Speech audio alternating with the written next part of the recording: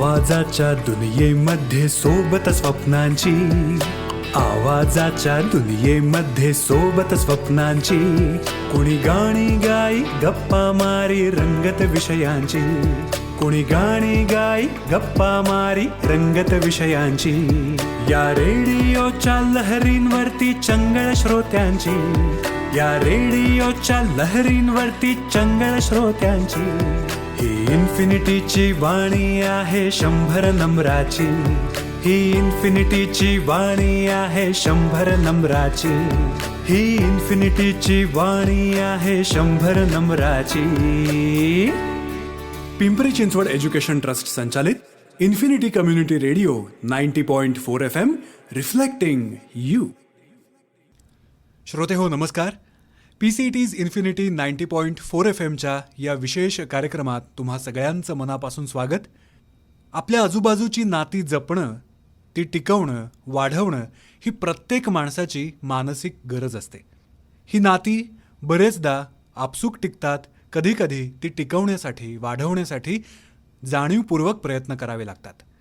प्रत्येकाशी असलेलं आपलं नातं हे वेगवेगळं असतं आणि प्रत्येक नात्याला आपण देणारा वेळ किंवा आपण देणारं महत्त्व हे सुद्धा वेगवेगळं असतं. आणि त्याचमुळे हे नातेसंबंध कसे टिकवायचे, त्याच्यामध्ये व्हॅल्यू ॲडिशन कशी करायची आणि या नात्यांना बहर कसा आणायचा याविषयी स्मिता जोशी आज आपल्याशी बोलणार आहेत आणि त्यांच्याशी संवाद साधला आहे RJ विद्या हिने. श्रोते हो, नमस्कार. आपण ऐकत आहात PCET's इन्फिनिटी 90.4 FM आणि मी आहे तुमच्यासोबत RJ विद्या. आजच्या धावपळीच्या जगात, या बदलत्या जीवनशैलीमध्ये नाती जुळवणं जितकं अवघड झालं आहे ना, तितकंच ती टिकवणं हे एक मोठं आव्हान ठरतंय. लग्न, कुटुंब, पालक आणि मुलं, एकेरी पालकत्व असेल, या सगळ्यामध्येच समतोल साधणं हे खूप गरजेचं आहे. आणि आज विषयावर मार्गदर्शन करण्यासाठी आज आपल्या इन्फिनिटी कम्युनिटी रेडिओच्या स्टुडिओमध्ये उपस्थित आहेत डॉक्टर स्मिता जोशी. मॅडम, मी तुमचं अगदी मनापासून स्वागत करते. नमस्कार. स्मिता मॅडम या BCom, MSW, LLM, PhD आणि त्यांचं लॉ झालेलं असून जानेवारी 1997 पासून पुण्यात समुपदेशक म्हणून त्या कार्यरत आहेत, ज्यांनी कौटुंबिक समुपदेशन, महिला आणि बालकल्याण, न्यायव्यवस्था आणि नातेसंबंध या क्षेत्रात उल्लेखनीय असं काम केलंय. त्यांच्या लेखनातून, संशोधनातून आणि समुपदेशनातून हजारो कुटुंबांना दिशा मिळाली आहे. आज आपण त्यांच्याशी अगदी मनमोकळ्या गप्पा मारणार आहोत नातेसंबंधांवर.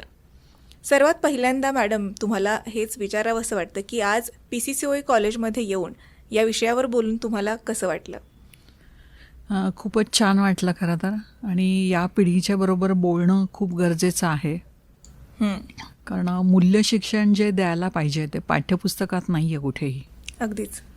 त्याच्यामुळं की आपल्या आयुष्याचा विचार कसा करायचा, नाती कशी जोडायची, जी पटत नाहीत ती नात्यापासून दूर कसं व्हायचं, या संदर्भात विद्यार्थ्यांना मार्गदर्शन करणं हे खूपच गरजेचं आहे. अगदीच. आणि आता या कॉलेजनी हा इनिशिएटिव्ह घेऊन सगळं केलं आहे, त्यामुळं मला नक्कीच कौतुक करावं असं वाटतं की या बाबतीमध्ये आज एक व्याख्यान आयोजित केलं होतं आणि हे मुलांपर्यंत पोहोचवणं हे खूप गरजेचं आहे. अगदीच. आता तुम्ही म्हणालात की आपण कॉलेजच्या मुलांना समुपदेशन केलं. खरं तर पुढची पिढी ही कुटुंब व्यवस्था घडवण्यासाठी खूप महत्त्वाची आहे असं आपल्याला दिसून येतं.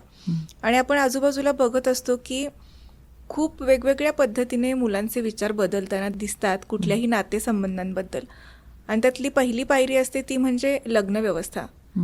लग्न करण्याच्या दृष्टिकोनातून सुद्धा मुलांचा आणि मुलींचा विचार बदलताना आपल्याला दिसतो आहे.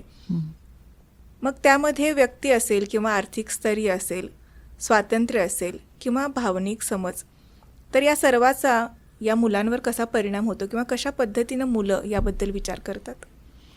काय आहे विद्या की हल्लीच्या मुलामुलींना जर विचारलं तर लग्न या विषयापासून लांबच पळतात ते. म्हणजे लग्न करायचं म्हटलं की एक भीती वाटते. खरं. आणि लग्न नको या विषयांवर जास्त येत आहेत मुलं हल्ली. जोडीदार हवा आहे का, कोणीतरी रिलेशन्स जोडायला हवंय का, तर हवंय, पण लग्न म्हटलं की नको वाटतंय. कारण लग्न म्हटलं की जबाबदाऱ्या, लग्न म्हटलं की भांडणं, लग्न म्हटलं की कोर्ट कचेरी, लग्न म्हटलं की कायदा, ह्या सगळ्याचा बाऊ केलेला आहे लोकांनी आत्ता. आणि म्हणून हल्ली मुलांना असं वाटतंय की लग्नच नको. खरे. म्हणजे मुलं वयात आल्यानंतर, म्हणजे जसं की मुलींचं ग्रॅज्युएशन वगैरे झालं की घरामध्ये मुलींच्या लग्नाबद्दलची चर्चा सुरू होते, किंवा मुलाचं शिक्षण झालंय आणि तो आता स्वतःच्या पायावर उभं राहिलाय, कुठेतरी नोकरी वगैरे करतोय, तर मग पालकांना असं वाटतं की मुलांनी आता लग्नाचा विचार करावा. म्हणून पालक मागे लागलेले असतात मुलांच्या. हो. आणि मुलं मात्र नको नको म्हणत असतात. आता मुलं नको का म्हणतायत याचा जर विचार केला तर त्यांनी आजूबाजूला काय बघितलेलं आहे, तर आपल्या मित्रमंडळींमध्ये, नातेवाईकांमध्ये की लग्न टिकत नाही आहेत, आणि आईवडिलांची सुद्धा घरामध्ये वाद आहेत खूप. बरोबर. मग लग्न करून कोण सुखी झालंय, त्याच्यामुळे नकोच लग्न असं वाटायला लागलंय. खरंय. पण खरं तर शादी के लड्डू जो खाए वो भी पछता है और जो न खाए वो भी पछता है. त्यामुळं की या सगळ्या गोष्टींमध्ये नक्की काय विचार केला पाहिजे हे मुलांना समजून सांगणं गरजेचं असतं. म्हणून ज्या वेळेला की मुलं लग्नच करायला तयार होत नाहीयेत असा विषय घेऊन पालक आमच्याकडे येतात, तेव्हा आम्ही पालकांशी सांगतो की पालकांना आधी समुपदेशन करावं लागतं की मुलांशी कसं बोला.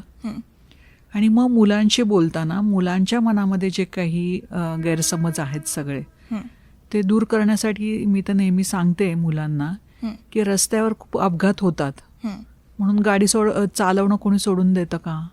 तर नाही.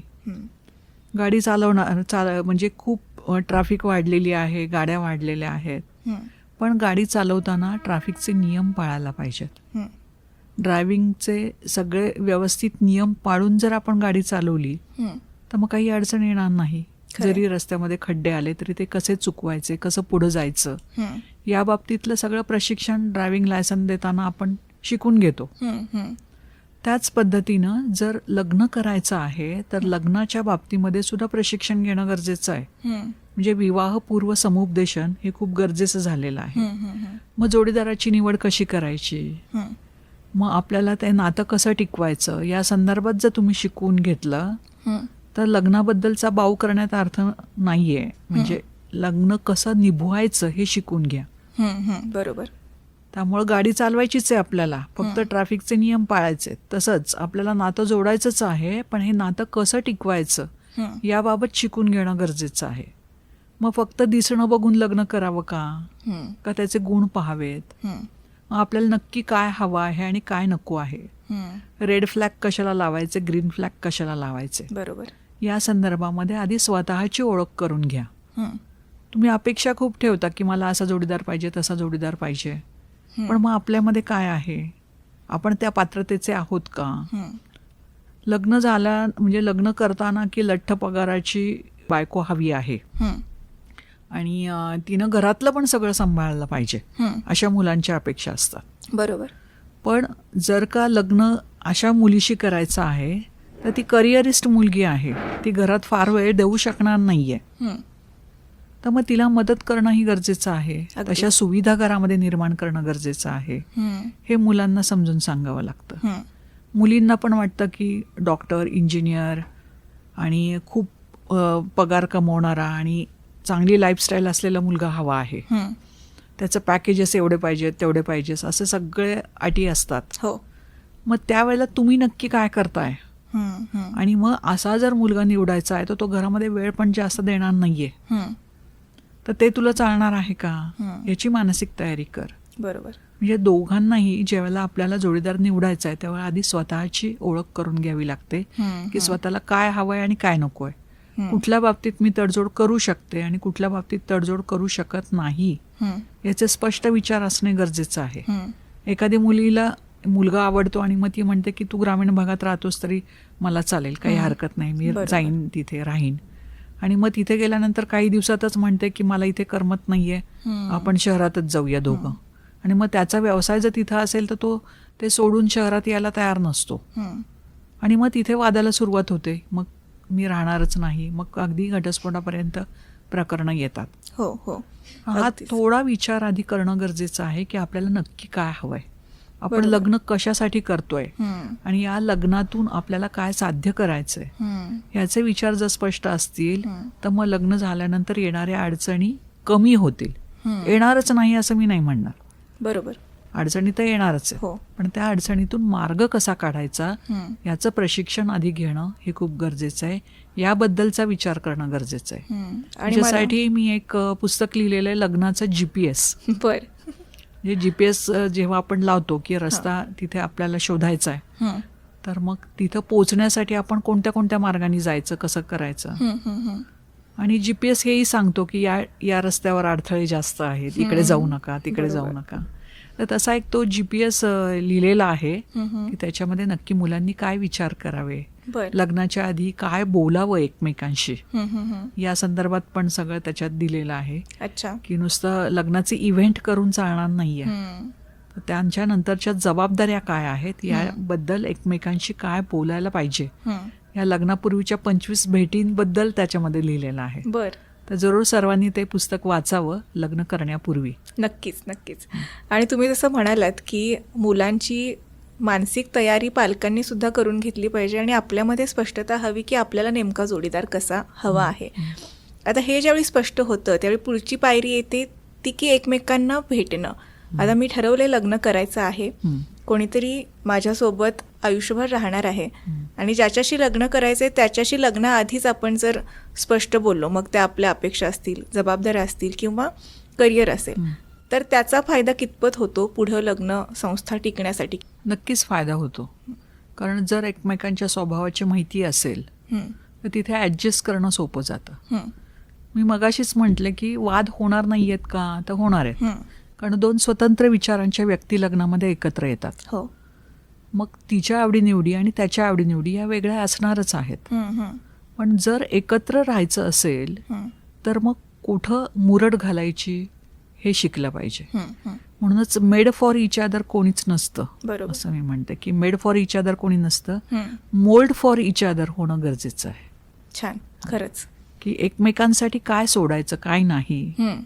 समजा की त्याला आता की काही पिक्चर वगैरे बघणं आवडत नाही आणि घरात छान रविवारचा दिवस आनंदात घरात घालवावा, घरातलं जेवावं असं वाटतं, आणि तिला असं वाटतं की रविवारचा दिवस आहे ना, चल बाहेर कुठेतरी जाऊया, भटकून येऊ, कुठेतरी एक चांगला छान पिक्चर पाहूया, एखादा पिझ्झा वगैरे खाऊ. हो. त्याला हेल्दी घरातलं खाणं आवडतं, तिला बाहेरचं खायला आवडतं. या आवडीनिवडी वेगळ्या असणारच आहेत. अगदीच. पण हो. कधी तुझं कधी माझं असं मिळून जर दोघांनी केलं की एखादा रविवार ना आपण घरीच करूया सगळं, एखादा रविवार तुझ्या आवडीप्रमाणे आपण बाहेर जाऊ, अशी ऍडजस्टमेंट जर केली तर दोघांच्याही आवडीनिवडी जपल्या जातात. अगदीच. आणि म्हणून लग्नापूर्वी या सगळ्या बाबतीमध्ये बोलणं गरजेचं आहे की आमच्या घरामध्ये काय चालतं काय नाही, आर्थिक व्यवहार कसे असतात. आता माझ्याकडे समुपदेशनासाठी बरेच लोक येतात. त्याच्यात ती मुलगी सांगत होती, हा काय आलेला पगार सगळा आईच्याच हातात देतो, मम्माच बॉय आहे नुसता, त्याला स्वतःचे निर्णय काही घेता येत नाही. अच्छा. पण त्यांनी जर लग्नापूर्वीच हे तिला सांगितलं असतं की आपण जे काही कमवणार आहे तर आपण जर एकाच ठिकाणी हे पैसे ठेवले तर त्यातनं नियोजन करणं सोपं जातं. आपण दोघंही नोकरी करणारे आहोत, मग आपला घरातले आर्थिक व्यवहार सगळे सांभाळणारे जर घरात आई आहे तर आपण तिच्या हातात देऊया सगळं, बरोबर. आणि मग कसं कसं नियोजन करायचं पैशाचं ते ठरवू. पण हे आधी लग्नाच्या आधी बोलणंच झालेलं नसतं. हो. लग्न झाल्यानंतर तिला धक्का बसतो, अरे इतके दिवस तर मी जे काही कमवलं ते माझे आई वडील माझ्याकडचा पैसाही मागत नव्हते, आणि हे काय सासूच्या हातात पगार द्यायचा, ही कसली पद्धत असली. तर हे तिला अवघड जातं नंतर. म्हणून की माझ्या घराच्या काय पद्धती आहेत काय नाही आहेत हे सगळं आधी सांगणं गरजेचं आहे. बरोबर. आत्ताच्या मुलामुलींना मीपणाकडे कल खूप आहे असं वाटतं. म्हणजे ज्यावेळी दोघं एकत्र येतात त्यावेळी आपण असं होतो. तर त्याचं नेमकं कारण काय आहे? हा मीपणा का सुटत नाही? काय आहे की सध्याची जी पिढी आहे, म्हणजे आता मिलेनियल्स जाऊन की झी जनरेशन तरुणाईमध्ये आहे सगळे, आणि जेन झी मध्ये जर आपण बघितलं तर स्वकेंद्रित प्रवृत्ती आहे, ही नैसर्गिक आहे हा आत्ताची. हो. म्हणजे आपण मुलांचाच दोष आहे असं म्हणून चालणार नाही. बरोबर. तर की ही पिढी बदलती आहे त्यामुळे विचार बदलत आहेत सगळे. पूर्वी जसं की आम्हाला वेगळं राहायचं आहे, आईवडिलांसोबत राहायचं नाही म्हणून वाद व्हायचे आणि मग मुलं वेगळी राहायची. हे झालं मिलेनियल्स पिढीमधलं. बरोबर. आता जेन झीच्या बाबतीमध्ये जर विचार केला तर पती पत्नीचं सुद्धा एकमेकांबरोबर पटत नाही, आणि त्यांनाही असं वाटतं की माझं सगळं बरोबर. असायला पाहिजे. हं, हं, मी कमवती आहे तर माझा पैसा माझ्याकडे पाहिजे. हं.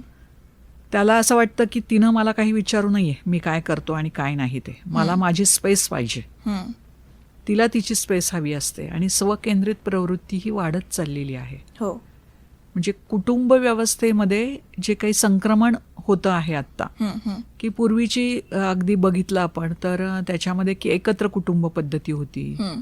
त्याच्यामध्ये न्यूक्लिअर फॅमिलीज नंतर आल्या की स्वतंत्र चौकोनी कुटुंब, आई वडील मुलं. हं. आता असं आहे की फक्त दोघांनीच राहायचंय. हो. ते आई वडील सुद्धा नको आहेत हं.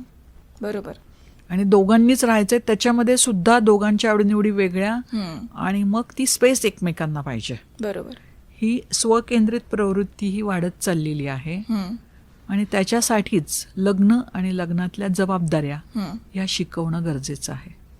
आता या लग्न दोघांना- झालं की बघा की दुसऱ्या दिवशी सगळी नाती बदललेली असतात. हो. जबाबदाऱ्या आलेल्या असतात त्या कळत नाही. हं. तो कुठल्या पाठ्यपुस्तकात शिकवलेलं नाहीये बरोबर. की उद्या लग्न झालं की नवऱ्याशी कसं वागावं, सासूशी कसं वागावं, त्या शिकवलेल्या नाही आहेत. मग हे शिक्षण कोणी द्यायला पाहिजे तर पालकांनी द्यायला पाहिजे. हं. एखाद्या तज्ज्ञाकडनं हे समजून घेतलं पाहिजे हं. आणि आपल्या आयुष्याचा पण विचार केला पाहिजे आहे. हं. हं. तर हे कुठेतरी मिसिंग होतं आहे. तर आताच्या तरुणाईनी या पद्धतीनं विचार करणं गरजेचं आहे. हं. कारण नाती जोडायची असतील तर ती नाती निभवायला पण लागतात. अगदीच. तुम्हाला काय वाटतं की आजच्या दाम्पत्यांनी एकमेकासोबत कायमचं राहण्यासाठी किंवा आनंदात राहण्यासाठी अशा कुठल्या महत्त्वाच्या गोष्टी आहेत त्या त्यांनी लक्षात घेतल्या पाहिजेत? एकतर दोघांनी हे ॲक्सेप्ट केलं पाहिजे की दोघांचे विचार वेगळे आहेत. हं. सगळंच काही एकसारखं नसतं हो. आणि जोड्या या विजोडच असतात असं आपण म्हणतो. हं. आणि ते खरंही आहे हं. की तिला वेगळं आवडत असतं, त्याला वेगळं आवडत असतं. हो. हे प्रत्येक घरामध्ये आहे. हं. कारण पिंडे पिंडे मतार विना, हं. प्रत्येकाचे विचार वेगळे. मग जर विचार वेगळे आहेत दोघांचेही आणि दोघांनाही एकत्र राहायचं आहे तर मग काही आपल्याला गोष्टी सांभाळणं गरजेचं आहे. हं. मग ॲक्सेप्टन्स लेवल वाढवायची. बरोबर. तिच्या भावना व्यक्त करण्याची पद्धत वेगळी आहे. ती चिडचिड करते, ती रागून बोलते, ओरडते. हं. त्याला असं वाटतं की राग व्यक्त करायचा म्हणजे अबोला धरायचा हं. हं. आणि बोलायचंच नाही. हं. लग्नानंतर काही दिवसातच म्हणजे अगदी 6 महिन्यात एकमेकांच्या बद्दल काय आहे स्वभाव हे लक्षात यायला लागतं. बरोबर. मग भांडणं कधी होणार हे तिलाही माहिती असतं आणि त्यालाही माहिती असतं खरं की आता भांडणं होणार आहेत. हो. मग त्यावेळेला की कोणतं भान ठेवायचं हे गरजेचं आहे. हं. हं. जर ती चिडचिड करते आणि तिला तिच्या भावना व्यक्त करायच्या म्हणजे बोलायचं फटफट फटफट असं तिला वाटत असेल हं. तर त्यावेळेला नवऱ्याने थोडंसं शांत बसणं गरजेचं आहे. हं. हं. मग तोही जर बोलत राहिला आणि तिच्याबद्दल राग ठेवला तर अवघड आहे. हं. हं. त्याला अबोला असतो त्याचा. तर काही तिनंही शांत बसावं. हं. त्याचा राग शांत होईपर्यंत तो 1 दिवस 2 दिवस नाही बोलणार बरोबर. तर त्याला फोर्स करू नये. तू बोलत नाहीस. हं. ठीक आहे, त्याची राग व्यक्त करण्याची, भावना व्यक्त करण्याची पद्धत वेगळी आहे. अगदीच. हे लक्षात घेणं गरजेचं आहे. हं. हं. तिला आयुष्यामध्ये नक्की काय हवं आहे तर तिला सपोर्ट करणं, हं. त्याला काय हवं आहे त्याच्या अडीअडचणीला मदत करणं, सोबत राहणं हे खूप महत्त्वाचं आहे. हं. त्याच्यामुळं की एकमेकांना सांभाळून घ्यायचं असेल तर त्यांच्या विचारांना स्वीकारणं, हं. त्यांच्या भावनांचा आदर करणं आणि दोघांनीही एकमेकांच्या नातेवाईकांनाही सांभाळणं अगदीच. हे खूप गरजेचं आहे. हं. कारण कुटुंब म्हणजे 2 व्यक्ती नाहीत. पती पत्नीचं लग्न झालं म्हणजे ते कुटुंब असं नाहीये. तर त्या कुटुंबामध्ये त्याचे आईवडील, तिचे आईवडील हे सगळे असतात. त्याची भावंडं, तिची भावंडं असतात.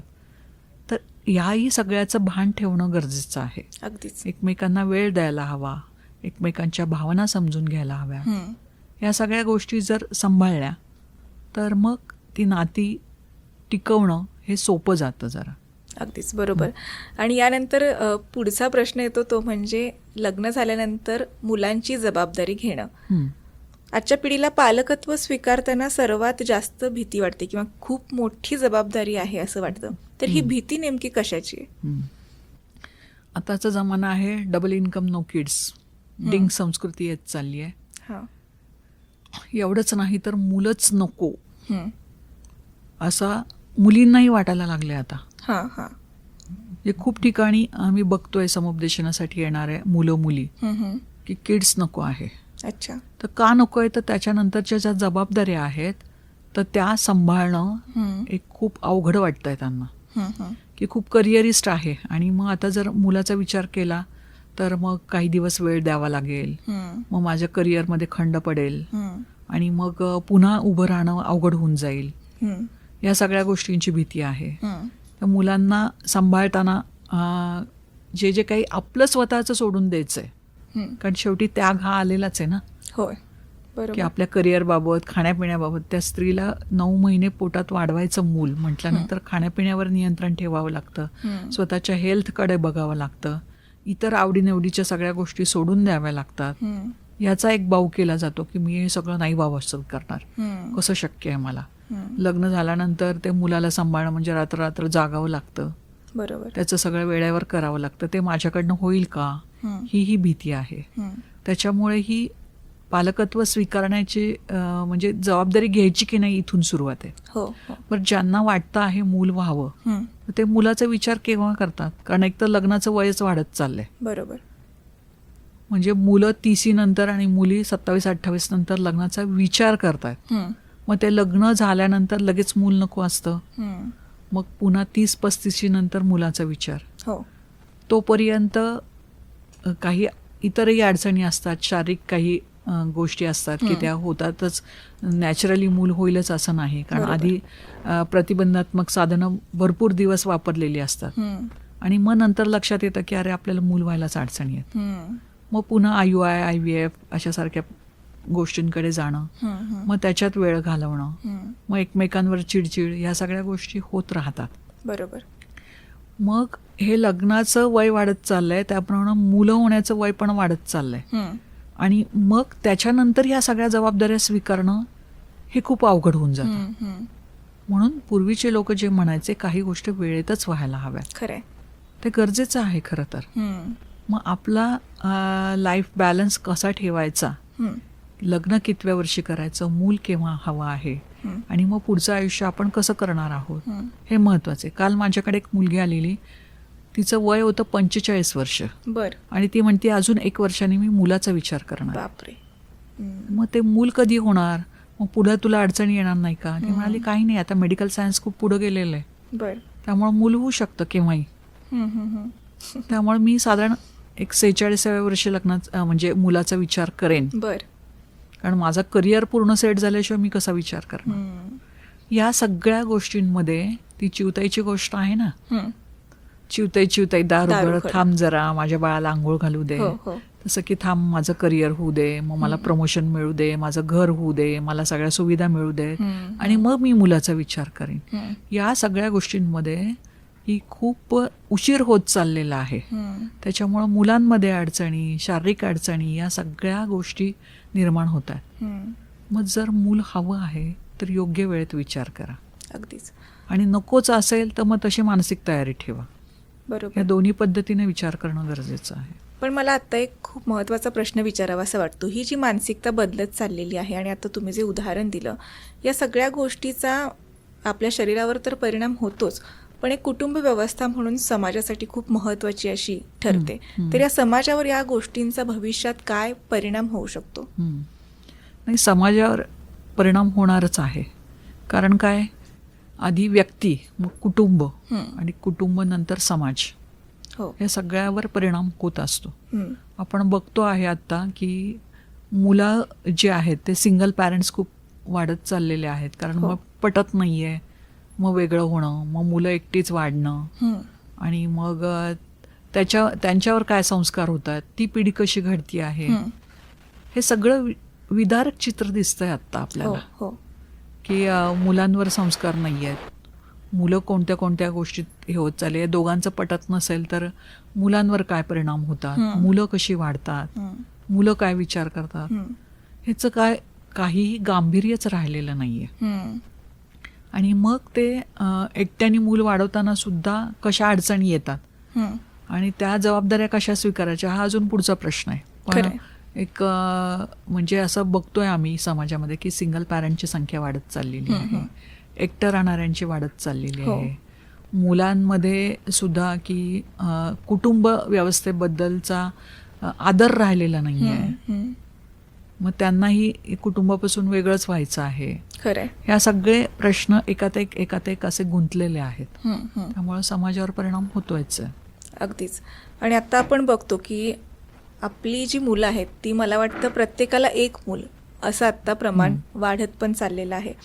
तर यामध्ये पालकांची भूमिका अशी असते की मला परिपूर्ण पालक व्हायचंय आणि त्यासाठी तडजोड चालू असते पालकांची. तर त्यासाठी पालकांना तुम्ही काय सांगाल? चांगलं पालकत्व कसं असायला हवं आणि त्यांचं मुलांशी नातं कसं असायला हवं?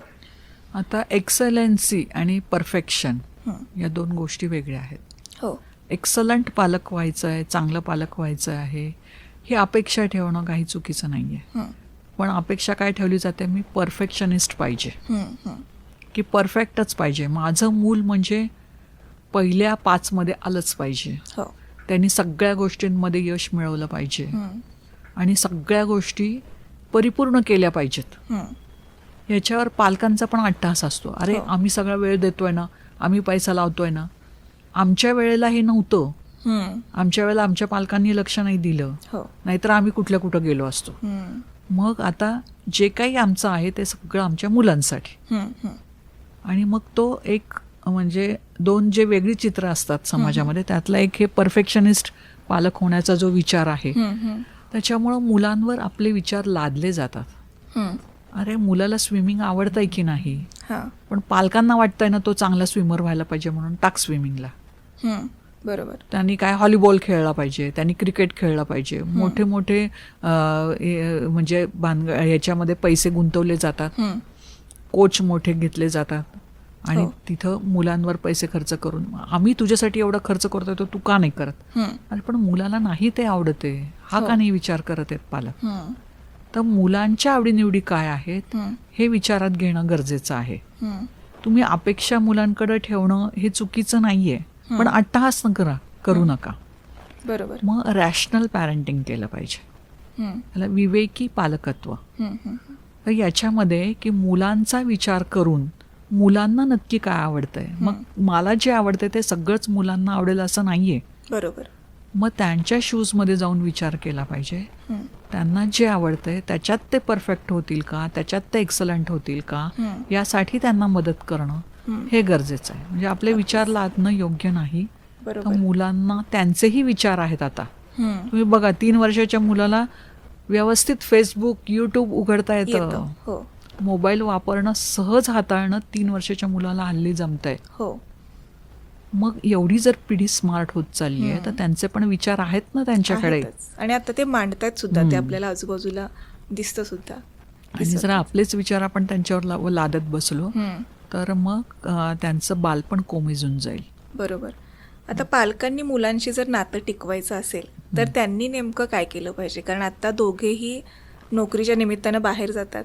मूल कधी घरात एकटं असतं, डे केअरला असतं. त्यामुळं मुलांचा आणि पालकांचा तसा संबंध खूप कमी येतो असं मला वाटतं. तर या कमी वेळेत सुद्धा आपलं मुलाशी नातं आपुलकीचं, जिव्हाळ्याचं, आपलेपणाचं असावं, यासाठी पालकांनी काय केलं पाहिजे? क्वालिटी टाइम दिला पाहिजे मुलांना. म्हणजे फक्त आपण 24/7 मुलांच्या सोबत आहोत म्हणजे आपण चांगले पालक असं काही नसतं. हल्लीच्या जगामध्ये दोघांनी कमवावं लागतं, बाहेर पडावं लागतं. त्याच्यामुळं की मुलांना जो वेळ द्यायला पाहिजे तो कमी आहे आपल्याकडे, हे एक गिल्ट आणि हा एक सिंड्रोम पण पालकांच्या मनामध्ये आहे की आपण मुलांना वेळ देत नाही. पण जो तुम्ही वेळ देणार आहात तो क्वालिटी टाइम द्या. जेव्हा तुम्ही मुलांसोबत आहात तेव्हा जर तुम्हीच रील्स बघत बसला आणि तुम्ही जर इन्स्टा आणि फेसबुकवर तुमचं चॅटिंग चालू आहे आणि मूल त्याचा अभ्यास करतंय, तो विचारतोय तरी थांब रे जरा, माझं हे काम चाललंय असं म्हणून जर आपण केलं तर मग मुलं आपलंच अनुकरण करणार आहेत. मग तेही आपल्याकडे लक्ष देणार नाही. जर मुलांचं आणि तुमचं नातं चांगलं ठेवावं असं जर वाटत असेल तर मुलांना वेळ द्या, मुलांच्या सोबत खेळा, त्यांचे काय विचार आहेत ते जाणून घ्या, कुठेतरी ट्रिप अरेंज करा, फॅमिली गेट टुगेदर करा, की जेणेकरून त्यांना सर्व नाती काय आहेत ते समजतील आणि त्या नात्यांबद्दलचा आदर कसा ठेवायचा हे कळेल. बरोबर. दुसरं सगळ्यात महत्त्वाचं, पती पत्नीमध्ये जरी वाद होत असतील, मतभेद असतील तरी ते मुलांसमोर नको. मुलांना काय कळतंय असं आपल्याला वाटतं, पण मुलांना सगळं कळत असतं. 1 ते 7 वर्ष हे मुलांचे आयुष्यातले महत्त्वाचे असतात आणि 7 वर्षापर्यंत मुलांवर जे संस्कार होतात त्याच्यातून मुलाची पर्सनॅलिटी ठरत असते. त्यामुळे हे सगळं जर मुलांनी बघितलं तर मुलांवर नक्की परिणाम होत असतात. अगदीच. त्यांचे रॅकेट फिलिंग घट्ट होतात आणि मग त्यांच्या पर्सनॅलिटीवर परिणाम होतो त्याचा. त्याच्यामुळं की घरामध्ये शांतता ठेवणं, मुलांना वेळ देणं आणि क्वालिटी टाइम देणं, जो वेळ मिळेल तो मुलांच्या सोबत आनंदाने घालवणं हे महत्वाचं आहे. अगदीच. आता सगळ्यात महत्त्वाचं असतं रिलेशनशिपमध्ये ते म्हणजे आजी आजोबा. म्हणजे आता आपण मोठे झालो ते आजी आजोबांच्या सानिध्यातच मोठे झालो, कारण आधी एकत्र कुटुंब पद्धती होती आणि आता आपण बघतो की विभक्त कुटुंब पद्धती आहे. मग त्याची कारणं वेगवेगळी असतील, काही जॉब निमित्त बाहेर असतात, त्यामुळे मुलांना आजी आजोबांचा सहवास कमी मिळतो. तर यासाठी तुम्ही काय सांगाल? आजी आजोबा आपल्या मुलांसाठी किती महत्त्वाचे आहेत? आता आजी आजोबांच्या बाबतीत विचार केला तर जो वेळ आपण आपल्या मुलांना दिलेला नसतो तो आजी आजोबा नातवांसाठी देतात. अगदी. त्यामुळं दुधावरची साय जशी जपली जाते तसं म्हणतात की आजी आजोबा आपल्या नातवंडांना सांभाळत असतात. त्यामुळे ज्या ज्या ठिकाणी शक्य आहे त्या ठिकाणी डे केअरमध्ये मुलांना ठेवण्यापेक्षा आपल्या आजी आजोबांकडे ठेवलं तर ते खूप जास्त महत्त्वाचं आणि चांगलं आहे. कारण ते संस्कार आणि आपलेपणा जो आहे तो आजी आजोबांकडे जो मिळेल तो तुम्हाला व्यावसायिक डे केअरमध्ये नाही मिळणार, कितीही सुविधा असल्या तरी. त्यामुळं कितीही त्यांच्याबद्दलचा राग आपल्या मनामध्ये असला आणि पटत नसलं तरी सुद्धा की मुलांना आजी आजोबा हे महत्त्वाचे आहेत आणि आजी आजोबांना सुद्धा आपली नातवंड हवी असतात. खरंय. त्याच्यामुळे संस्काराच्या दृष्टीने ते चांगलंच आहे. पण जर का की नाही शक्य, ते लांब आहेत आजी आजोबा आणि त्यांच्याकडे ठेवणं मुलांना शक्य नाहीये, तरीही तुम्ही जे सणवार असतील, काही महत्त्वाचे सुखदुःखाचे प्रसंग असतील त्यावेळेला एकत्र येणं, गेट टुगेदर ठेवणं, तुम्ही तुमच्या आईवडिलांसाठी काय करता आहे हे मुलांना बघू देत. आणि मग आपल्या आजी आजोबांचा किती रिस्पेक्ट करतात आईवडील हे मुलं बघत असतात आणि त्याप्रमाणे ते वागत असतात त्यांच्याशी. जेवढं मित्रत्वाचं नातं आईवडिलांशी नसतं तेवढं आजी आजोबांचं मुलांचं असतं. बरोबर. कारण तो वेळ आणि त्यांना समजून घेणं हे आजी आजोबा करतात. अर्थात आजी आजोबांनी पण स्मार्ट होणं गरजेचं आहे. अगदीच. माझा पुढचा प्रश्न तोच होता की आत्ताच्या काळात आजी आजोबांनी कसं वागायला. आजी आजोबांनी जर आमच्या वेळी असं करत बसलं तर ते मुलांना आवडणार नाही. अगदीच. मग तुम्ही नातवंडांसोबत बसा आणि सांगा नातवंडांना, हे व्हॉट्सअप शिकव रे मला, हे फेसबुकचं अकाउंट कसं करायचं, हे यूट्यूब कसं असतं, जे की आता आजी आजोबांना सगळ्यांना माहिती नाहीये पण ते नातवंडांना माहितीये. एखाद्या नातवंडाला असं वाटलं की अरे आपण आजी आजोबांना शिकवतो तर त्यालाही ते ग्रेट वाटतं. खरं. तर त्याच्यासोबतचा वेळ घालवा आणि जे काही डिजिटल युग आहे आत्ता, तर स्क्रीनपासून लांब ठेवणं शक्य जरी नसलं मुलांना तरी स्क्रीनसोबत किती वेळ घालवायचा. कारण हल्ल्याचे ज्येष्ठ नागरिकच जास्त स्क्रीनमध्ये आहेत. अगदी खरंय. आपण जर आकडेवारी काढली तर जास्त सोशल मीडियावर कोण आहे तर ज्येष्ठ नागरिक आहेत. खरंय. कारण वेळ कसा घालवायचा हे नाही. बरोबर. पण मग नातवंडांसोबत वेळ घालवायचा असेल तर आपण हे स्क्रीन बाजूला ठेवला पाहिजे आणि नातवंडांना वेळ दिला पाहिजे, त्यांच्यासोबत सगळं शिकलं पाहिजे. अगदीच. आणि आपले विचार बदलले पाहिजेत. बदलत्या प्रवाहाप्रमाणे पुढे जाऊ तर टिकाल, अगदी नाही तर मग तुम्हाला कोणीही विचारणार नाही. हे सगळ्यात महत्त्वाचं कारण आहे खरं तर नातेसंबंध टिकवण्याचं, म्हणजे आजी आजोबा आणि मुलांमधलं. अगदीच.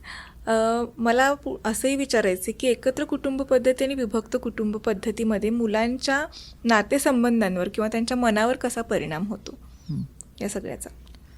आता कोणती पद्धती चांगली आहे, एकत्र कुटुंब पद्धती का विभक्त कुटुंब पद्धती, तर याचं उत्तर नाही आहे खरं तर. कारण त्या परिस्थितीवर आहे. एकत्र कुटुंबामध्ये सारखीच जर वाद होत असतील आणि रोज मुलं पाहतोय की म्हणजे आजीचं आणि आईचं कशी भांडणं होतात, मग ते भांडणं मारामाऱ्या घरातली जे सगळं तेच तो जर बघत असेल तर काही उपयोगच नाहीये, त्याच्यामध्ये काही चांगला परिणाम होणार नाहीये मुलांवर. मग ज्या ठिकाणी खरंच पटत नाहीये आणि मग तुम्ही विभक्त झालेले आहात तर तेही चांगलं असतं. काही वेळेला विभक्त कुटुंब पद्धती असते अशी की त्याच्यामध्ये की नवरा बायकोंचे वाद आहेत आणि मग तिथे की मुलांना सांगायला कोणीच नाहीये तर अशा वेळेला मुलं खूप म्हणजे त्यांच्या मनावर परिणाम होत असतो मुलांवर. बरोबर. मग तिथे जर आजी आजोबा असतील तर किमान त्यांना तरी समजून सांगणं सोपं जातं. हं.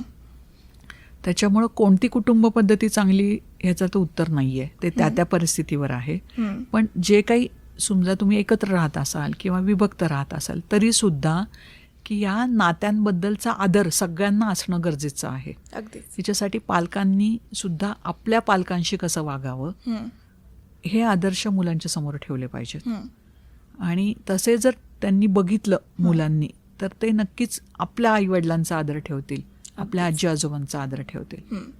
त्याच्यामुळं कोणतीही कुटुंब पद्धती असू देत पण नात्यांबद्दलचा प्रेम, ओढ, ओलावा हं. हं. आणि एकमेकांना वेळ देणं हे महत्त्वाचं आहे. वेळ जरी नसले तरी काही कारणाने म्हटलं ना गेट टुगेदर अरेंज करा.